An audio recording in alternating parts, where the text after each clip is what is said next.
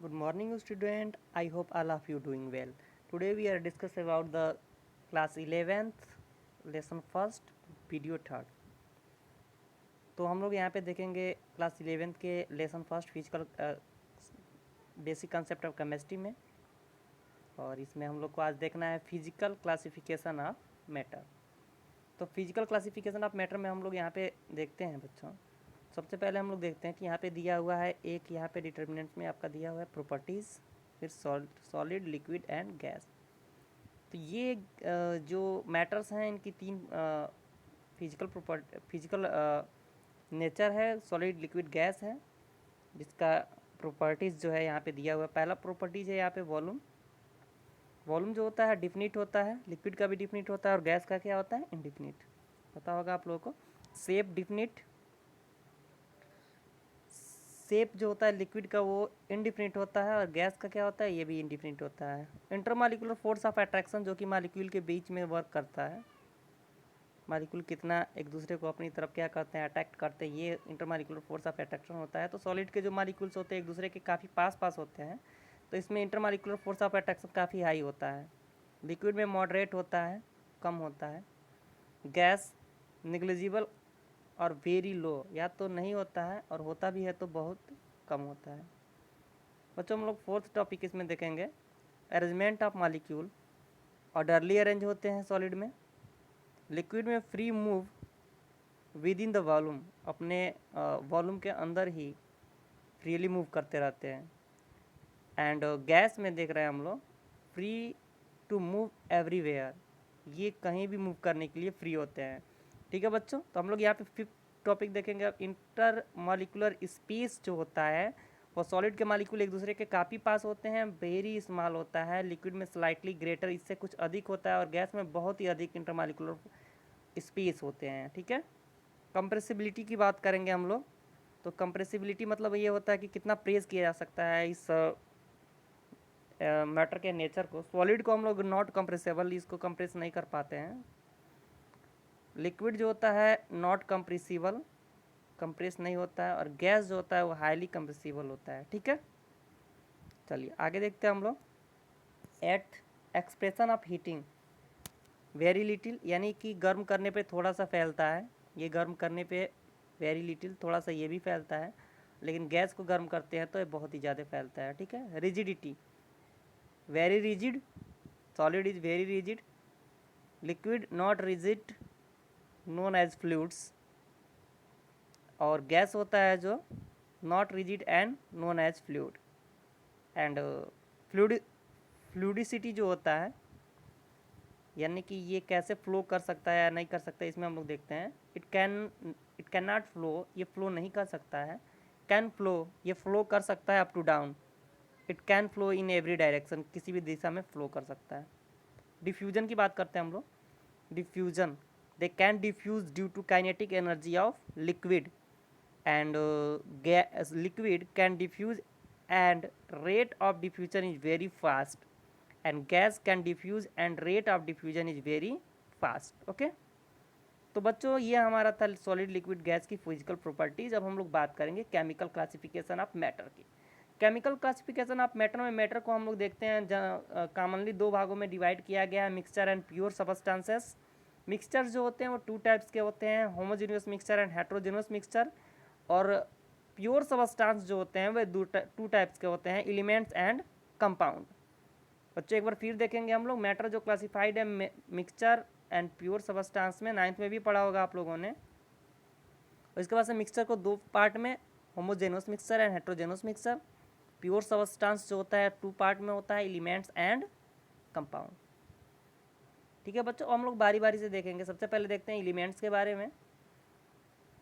Pure substance जो होते हैं उसमें जो एलिमेंट्स है, इस टॉपिक के बारे में हम लोग देखते हैं। An element is a simplest form of matter that can be split into simpler, can not be split into simpler substances or built from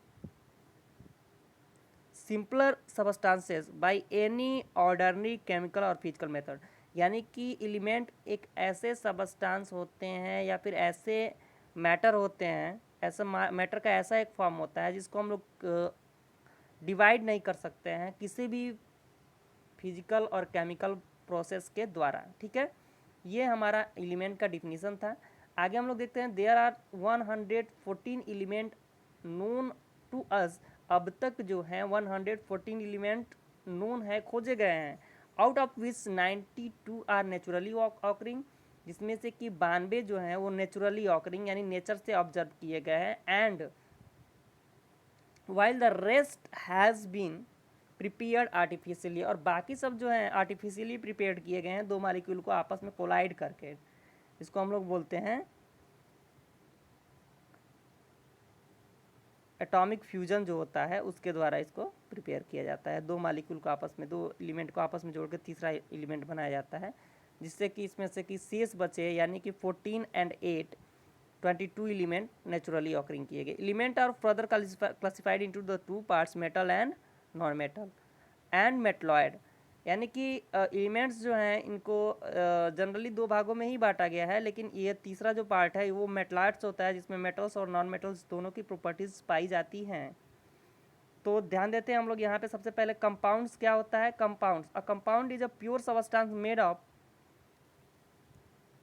compound is a pure substance made up of two or more elements combined in a different proportions by mass, which could be split by suitable chemical methods।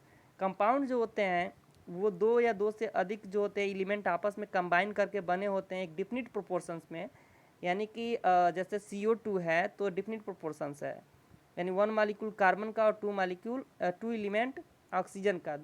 तो elements जो हैं आपस में combine करके बने हुए हैं एक डिफिनिट प्रोपोर्शंस में by mass.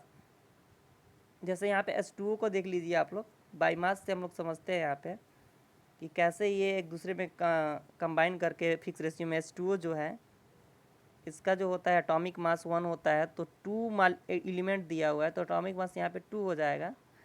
And race oxygen का जो होता है वो 16 होता है एटॉमिक मास। अब सिंपल रेशियो निकाल लीजिए, 1:8 हो जाएगा। तो ये जो रेशियो होगा H2O में हर मालिक्यूल में एक जैसा, हर कंपाउंड में एक जैसा होगा। क्लियर। एंड इसको स्प्लिट भी किया जा सकता है सुटेबल केमिकल मेथड द्वारा। कैरेक्टरिस्टिक ऑफ कंपाउंड देखते हैं हम लोग बच्चों।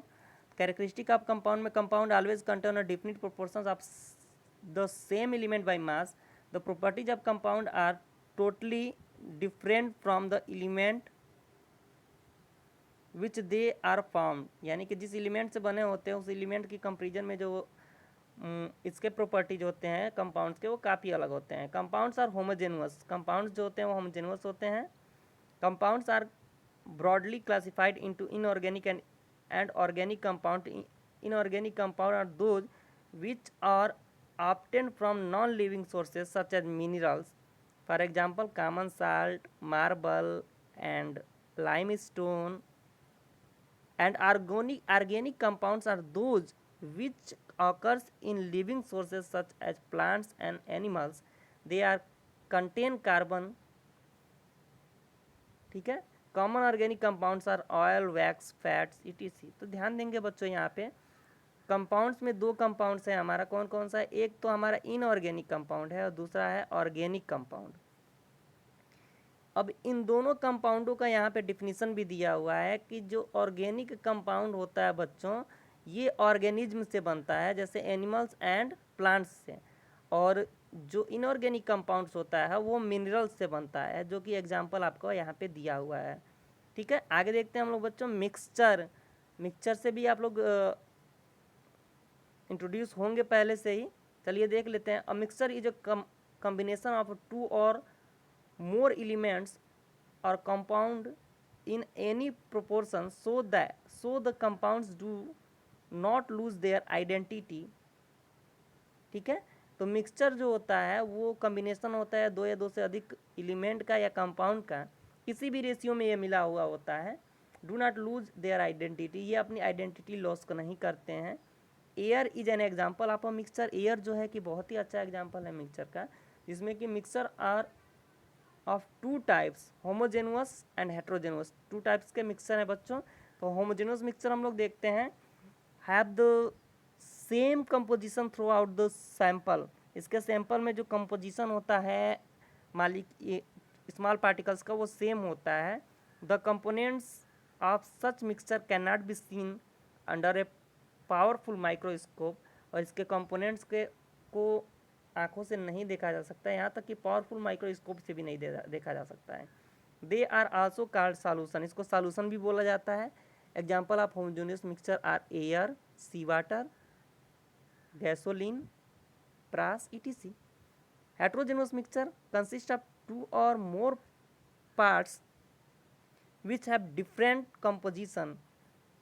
These mixtures have visible boundaries of separation between the different constituents and can be seen with the naked eyes, and sand and salt, chalk powder in water, etc. बहुत सारे example होते हैं heterogeneous mixture को, इसको हम लोग नांगी आंखों से देख सकते हैं। ठीक है बच्चों, तो इस वीडियो में बस इतना ही। आगे हम लोग देखेंगे लॉ ऑफ केमिकल कॉम्बिनेशन अगले वीडियोज़ में।